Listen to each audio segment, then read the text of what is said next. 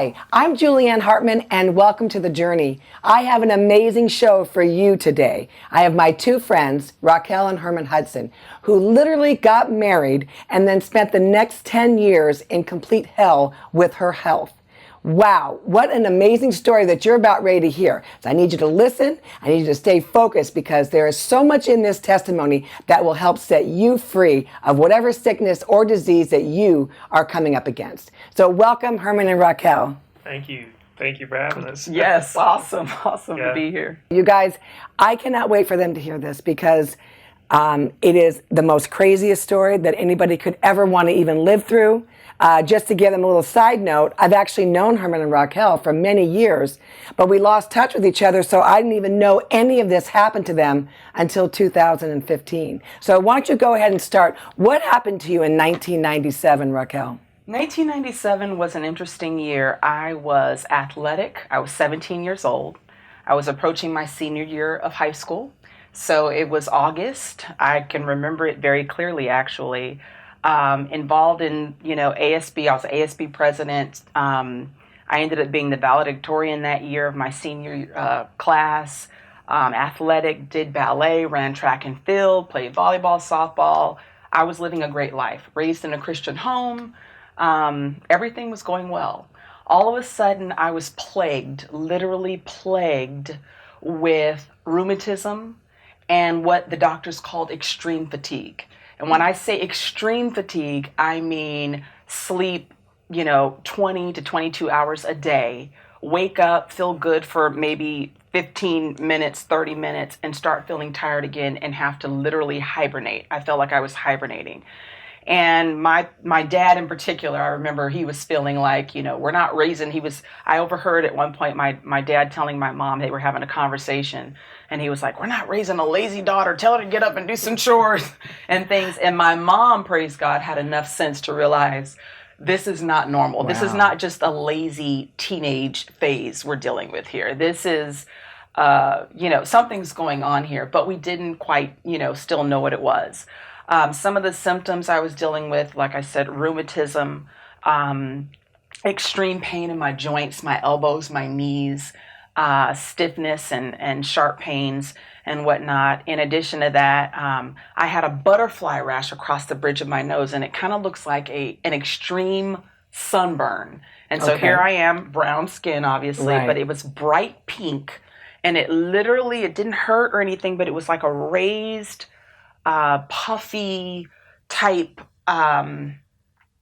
just mark like across, a rash or something? A rash across the bridge of my nose. And at the time, the doctors knew it was an autoimmune response, but lupus wasn't really that known. And this was 1997. Right. So this is, a couple decades ago. So they, were just kind of cautious in how they approached it, not knowing exactly what it was.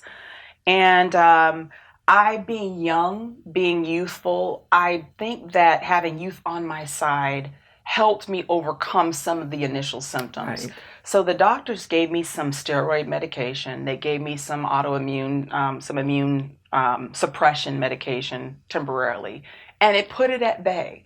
My parents and I, we came in agreement against it. Mm-hmm. But we didn't actually know the severity of what the enemy was trying to actually do in taking me out. We didn't quite understand it. And because I was young, and because I was able to kind of bounce back temporarily, and the doctors would give me some medication and the symptoms would go. They'd turn up the steroids for 3 or 4 days. And all the symptoms would go. And I think that lulled me into sleep a little bit. It lulled me into a misunderstanding again of the attack that the enemy was really trying to wage against me. So since you started feeling better, you're like, Yeah, and I think my parents saw me feeling better. So I think even initially we were thinking, oh, we're done with this, basically. Right. And I could go for years without another flare-up. And the flares, my husband and I, we recognized that, later on that flares typically came around moments of stress or things like that. But I did so well that I was able to graduate, move and live on campus And, so spent 4 years at a university and like didn't have any issues, really didn't have really any issues. And that's probably when you would have the stress because you're in a different environment and you're in college for 4 years. And and maybe a couple of times, a couple of little symptoms came. But again, because I had this medication in my back pocket and because I was able to take it and the symptoms would dissipate, it was just something that I was not really aware of, and I just was not sharp. I was not sharp on what the devil was actually trying to do. And so lived on campus for 4 years, did well, and graduated from college. And you can literally fast forward. So that was 2002. And literally, just getting into the workforce and, got my real estate license, did some substitute teaching, but things were just going fine. Fast forward to 2005 is when Herman and I meet. And I had actually told Herman that at some point that I had been diagnosed with this thing. But again, not having any clue of really what it was. And it was never to the extreme, the extent of what we would experience later on down the line. So I wasn't even on medication at the time that we were courting. So for the 7 months that we were courting, he never even saw any signs of sickness. I never experienced any signs of sickness. And even the symptoms I had experienced prior were nothing compared to what we would experience. I would have never even known to communicate to him the potential of what we would eventually experience together. So just had no clue. Okay. Just had no clue. So now let's fast forward to the wedding. We laugh at this now, but it wasn't funny back then, right? No, it wasn't. So you guys said, because in our pre-interview, just to get some dates and stuff, I wanted to be very clear, because what I love about this testimony and what we do on the journey is we really dig in deep to the details.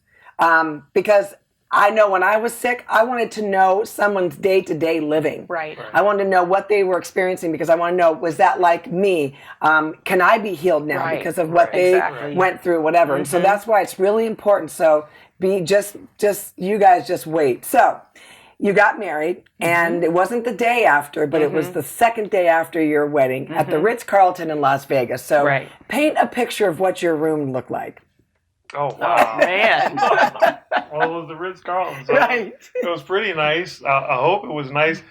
To be honest with you, what was going on in that morning. I'm saying what happened when, went from this wonderful, oh my God, we just got married to. Like Racquel said, during the whole 7 months of us dating, nothing was going on. It was just normal, and we had no reason. So question, what did you think about when she told you that she had been diagnosed with lupus? Did you like a cold or something? Pretty much. I remember her being in church, and the whole church had prayed for her when she was 17. And to be honest with you, because she was healthy and, I never even thought about it. Okay. It was... she wasn't taking any medication. It was never really anything for me to consider. And you know what, too? There was no perspective to even understand what that meant. Okay. If a person says cancer, your mind can automatically go to so many different things. But you say lupus, and because I was able-bodied, we were, dating. We would go out. I wasn't incapacitated or anything like that. So he had no reference. Right. He had no perspective. We wake up that morning at the hotel, and basically she's just out of gas. I mean, she has no energy. She can barely lift herself up out of the bed. I don't even know if you could lift yourself up out of the bed when you woke up. And so, okay, it's kind of a bump in the road, you know what I mean? But never thought that this was going to be something that was going to be ongoing or prolonged. It's just like, okay, she's not feeling well or whatever, and we'll get through this. Hey, we just got married. Like, we got a lot of things to do, and this is not going to be anything that's going to be with us for long at all. I mean, I never even considered just, oh my goodness, what did I do? What does the next 10 years of our life look like? That's not even a thought for either of us. Yeah, never thought about that. And so, we stayed in Vegas just for Well, how did she wake up that morning? So you said she was out of gas, and yeah, it was so just did you go out that day, or we eventually went out later, and went out to eat and whatnot. and what is the conversation now? Well, I'm going to tell you this internally. My conversation internally was, what just happened? And if I don't get up out of this bed, this guy's going to leave me. Seriously. An annulment, really quick. Yeah, my thought was, what just happened to me? And he doesn't even understand the degree of what I'm feeling in this moment. And I can't even communicate what I'm feeling. And I never shared that with him. Did you know that this was lupus at that moment? I figured it was, but I figured, I figured it had to be, because that was the only thing that I had ever experienced that was, But I thought this was a new symptom, actually, that I was really experiencing. I've experienced fatigue before, but this was like an all-out, I felt like I was dying. I never felt to that degree. I'd been in pain before, but I never felt like I literally am conscious. I can open my eyes, but I cannot move in this moment. So trying to communicate that to him, and he's ready to jump up and let's go jet skiing and let's go, and that was what we were planning on doing. And it was just like, I cannot even, so it was me just going through the motions of, let me just get up and let me act like I am not dying in this moment, so that my husband doesn't freak out and leave me in this moment. Racquel, how old are you now at this point? I'm 25. Okay. All right. Yeah, and that's the great thing is that I was never even considering any of those things. Like I said, it not to say it was trivial, but it just wasn't on my radar as something major was going on. So we were able to get through the few days that we were there, because I was about to start a new job, so we had to get back home. And she started to feel a little better, but never like 100% during that time. But she was able to piece together some stretches of time where, hey, we could get out and do something, and no big deal right now. And so we get back home. She starts a new job as well, and so we're starting to get going. Again, not thinking anything at all. But when she would go to work, she'd work 8 hours a day, 9 hours a day, and come home. Immediately she went straight to the couch and just like fell out. Like, I can't do anything. Don't think about food. Don't think about anything. I just have to, I'm not even undressed. She literally would lay down in her work clothes and just stay there. Wow. And, obviously that gradually started to become concerning. And I don't remember exactly at what point we're like, we need to go to the doctor. I'm sure Did you consult her parents? I didn't. At this point, saying like, hey, Mom and Dad, is this something that looks familiar? You know what? I honestly did not. It probably several years down the line afterwards, maybe, we had some conversations. But initially, no. Again, I'm still just like, hey, this is my new wife. We didn't plan on starting our relationship off with this, but we'll get through this. Right. You know what I mean? This isn't going to defeat us. And so we went through that next 5 months of, extreme fatigue, but then it started to lead to the joint pain and muscle pain and severe, like she doesn't want to move. And then the night sweats, and her temperature would get up over 100. And then in the morning, it just seemed like it was weird, because at night it would come, in the morning it would break. Like she never had the fever during the day. It was always at night. And then in the morning, the sheets would just be soaked. And there were times, a lot of times actually, during that next 5 months where I'm up, I'm trying to put her in a shower to cool her off and go into the pharmacy in the middle of the night. Did her temperature get? Probably initially it was probably like 101. Okay. But it was kind of every night, every other night. Yeah. So was she like out of it, and then you literally would put her in the bathtub, or was she? Yeah, it was. And you were still going to work. And I was crying during the day. He was saying, "I'm going to put you in the break. Right. And then for whatever reason, like she said, sometimes mentally she could just like gear herself up to go think about somebody else's challenges at work or Right. something. And so she was just kind of fighting her way through it. Right. But it was a lot of work. And I don't know how long, maybe just a couple of months, she was able to piece together some work. And then it was like, look, Then I couldn't she can't function. do this. And it was really challenging for the next 5 months. And so, not only does she have the fever, she's got the pain and the fatigue. And so basically, she can't even really move during the day, can't even really go to the bathroom.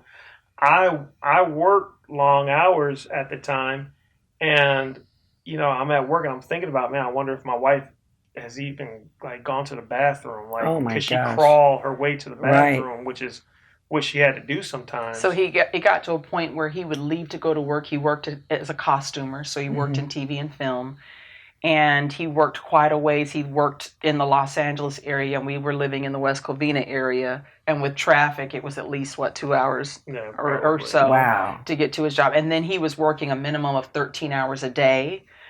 And so he got to a point where I was no longer going into the office myself. I couldn't do it anymore.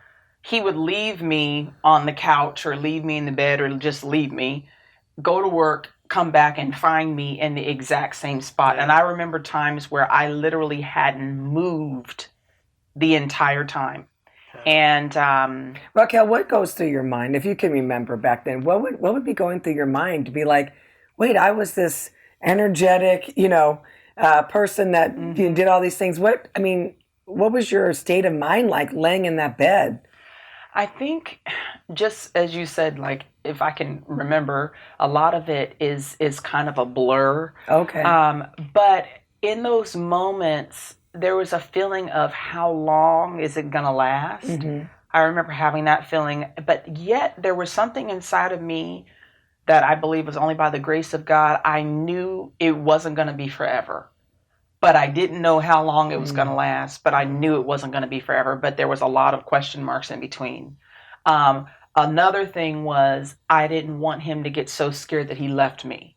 That was that was more of the prevailing thought that I had than anything. So would you say that was the one fear That that I you would say had? that was the biggest thing that would come to my mind is this going to overwhelm him because he didn't marry this. Right. It's one thing when you hear about those stories where a person marries someone who was already in a wheelchair, Right. who was already whatever, and they married them that way and knowing they were that way and whatever, and if they passed away, fine. If they didn't, they were just going to, determined to love that person. But it's another thing when you say till death do us part, but you actually married someone healthy, Right. and then all of a sudden it's still like 5 months later, it's still death do us part. And is it gonna, Didn't you know know, the death was creeping up. Yeah. right, Fast. right then, right, we were parting that quickly type thing. And so my feeling was also, that he didn't see any of this while we were courting, prior to us getting married. So now what was he thinking when we were apart? Naturally, I felt his love. I felt his care. He was attentive to me. He was doing everything he could in my, when he was around me in my presence. But when he's away, what is he And that was never a thinking? question though that you shared with me. Like, she never like asked me. I wasn't going to bring it up and, Right. and make him oh like, yeah, hey, that's an we're- idea. Yeah, I was fine till you brought it up, right, right? right. I wasn't going to mention it. Yeah, and it was tough going to work because in Hollywood, you just got everybody who is beautiful Right. or who thinks they're beautiful. I'm working directly with, and the nature of my job, I had to have fittings with women and things like that, and so there were just all these thoughts coming at me. It's like, hey, I mean, you got a lot of availability here. You got your wife just home sitting on the couch and going through this. Like, do you need to still be here? And we had been confessing the word, so we were believers when this Right. first started, and Yeah. we Yeah. knew to get the word out of our mouths. And I had enough sense, spiritual sense, to not allow those thoughts that were coming at me to for me to actually consider them. I'm a big proponent of speaking the word when negative thoughts come to me, Right. and I was busy, mentally up here just with all those things coming at me. And it seems like the worse she got, no matter what it was, like if it was, times where she couldn't go to the bathroom, um, you know, just those thoughts would come to me like, hey, this one here, she just went to the bathroom. This one can go to the bathroom by herself. Why don't you get with this one? Or, so it wasn't even just like looks or anything. It was just whether somebody could eat, somebody could go to Right. the bathroom, somebody could just be normal. Like, it was almost like the devil's like, look, there's the out. Take the out. And I spoke the word every single time a negative thought came to my mind. I would speak the word because I knew you had to capture those Yeah. thoughts. And so it was a lot. It was a lot to deal with. Well, what I love about this is that you're getting both sides of this because, doing our YouTube channel, which is Healing Journeys Today, which they are teachers on too. And I know that most of you watch them. They're amazing teachers. But we do hear from people saying, I've been sick for this long. My husband is a trooper. I don't know what's going on beyond after he leaves the house. I'm bedridden. I'm this or that. But then also now we're hearing what you experience, and you're thinking, well, is there going to be someone else that that can move and eat, or just Right. actually go to the bathroom? And then you're giving us the example of what this other spouse feels like when they're out in the world, going, hey, listen, everything is okay out here. I don't know what's going on there in my house. And so I love that.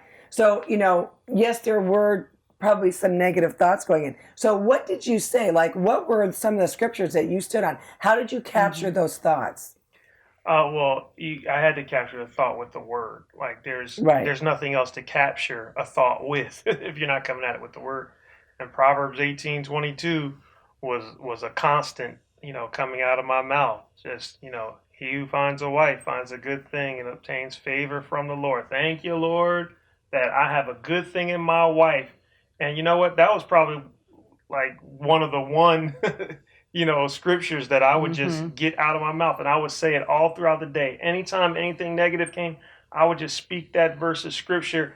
And, I didn't know I was going to be speaking that scripture For 10 years. for the next 10 years. And honestly, just even beyond just, it's just a good idea, even, now, just when dumb things start happening or whatever, I get that verse of scripture out of my mouth. But that preserved me, and people could say, well, why are you having all those thoughts of doing this and doing that? Well, guess what? That's how the devil works. Yes. You know what I mean? Right. And He comes in any way he can. yeah. So if And it's so what about you? How were you combating those thoughts of he might leave me? when Herman would go to work, I found myself I had written down certain scriptures. 1 Peter 2:24, that by the stripes of Jesus I was healed. With long life would he satisfy me and show me his salvation. So I was confessing the word, but again I had this thought in my mind of, how long is it going to take?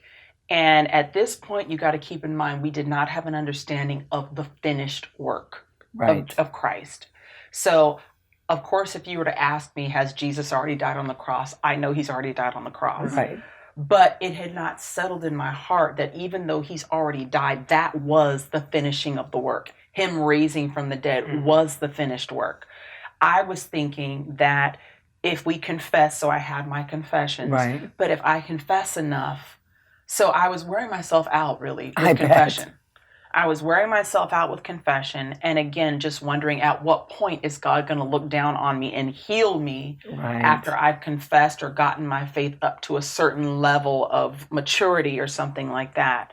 So I was exhausted, to tell you the truth, all around. Physically exhausted, but even spiritually and mentally exhausted with the calisthenics of what is it going to take for God to look down and heal me like he said he would do in Right. his word. So it's like I didn't have a doubt that he would heal me. I hadn't realized that he already had healed me. I didn't have an understanding that it was already a finished work. So I felt like I was waiting. Like what I find a lot of people that Herman and I have the opportunity to minister to now, I feel, and that's why I tell people I know exactly where you are, because in that moment, I felt like I was waiting on God. So literally, and because I couldn't hardly move or whatever, I just got very comfortable in the couch. I had everything around me. I had the notebook, the water, the remote, my phone, my charger, he made sure that before he went to work, my whole little area was nice and, just prepared for me. And, everything was accessible to me. And at this point too, I'm, not able to really, I'm not consuming a whole lot of food, so I don't really have to go to the bathroom that much. Plus I'm taking a lot of medication, so I'm stopped up. I'm not really going to the bathroom, and I'm not really eating that much, and I'm not really, so I didn't really have to move a whole lot. Wow. So it was just kind of a waiting period. But again, in the back of my mind, I never had that feeling of God's not going to come through. I felt he was going to come through, but it was after I worked for it. In essence. Basically. Yeah. In essence, yeah. So, okay, so now I have a question, because you guys just get married, Mm-hmm. and, we're excited about our marriage, and now we can have intimate moments. Yeah. So what happened with that? Well, because this was so long of a Right. period of time. I mean, 5 months is a long time if you're not touching your wife after you just got married. Yeah, well, it wasn't. Well, it was difficult in that, you have your wife who's in pain, Right. Mm-hmm. Fragile, and there were times where she was more fragile than not, Right. but still, it's like you don't know if you should touch her, but you want to touch her, but you don't want to hurt her, and but just you have physical things Right. going on inside of you, and Did you ever feel guilty about that? Like, man, I know I got things that I never felt guilty, because it's just, that's the way God Right. wired Well, me. I'm just saying that you felt, because you had this strong desire, but you're looking at this little thing in this bed that's just... No, but it was a challenge. Yeah. It was a challenge. That was just An added challenge. everything that the devil could use to try to bait me with, Mm-hmm. he would bait me with. You know what I mean? So did the thoughts of infidelity ever cross my mind?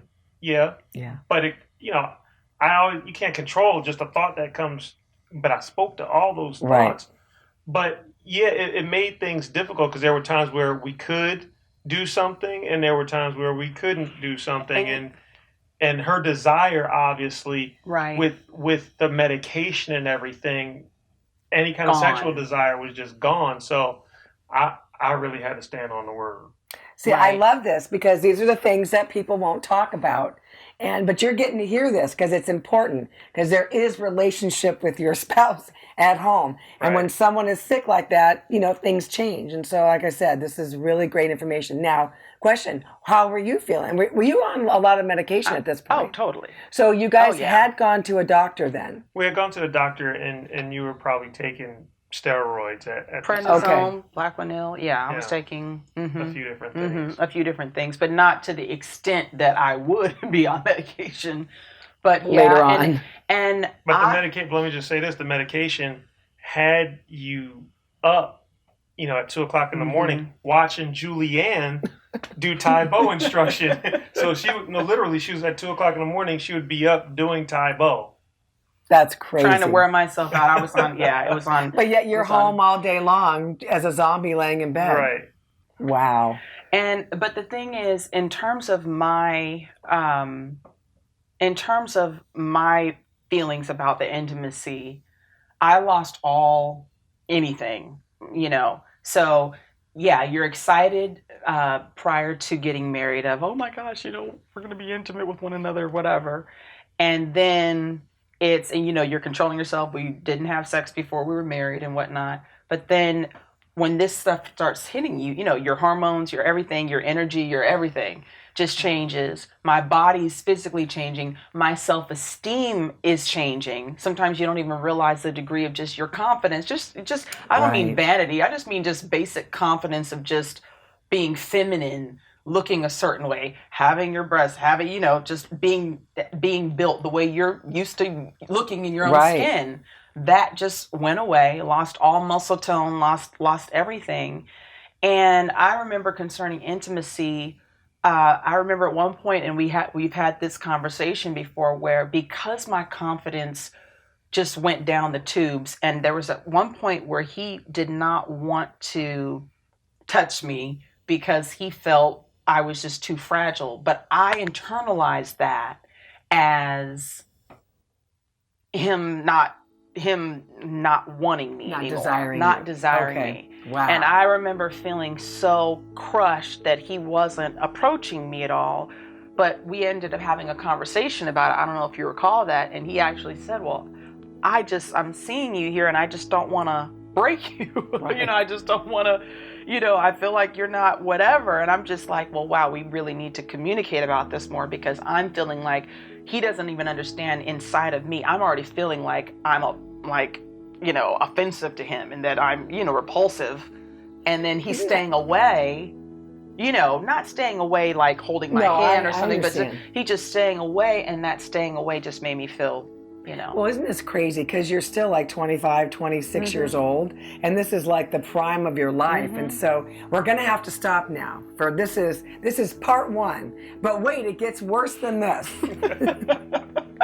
We're laughing now. I'm sure they were not laughing then. No. But it is going to get worse. And so you got to watch next week, because this story now is going to top way more than the first story. So thank you guys for watching. And please join us again next week. This is an amazing show, and I'm so glad that you come and you watch every Friday at 9 a.m. As a matter of fact, you need to catch Herman and Racquel. They teach every Sunday at 9 a.m. Pacific time. They are awesome, and obviously, they've been through a few things. They know the Word of God. They know their relationship with Jesus. We'll see you guys next time.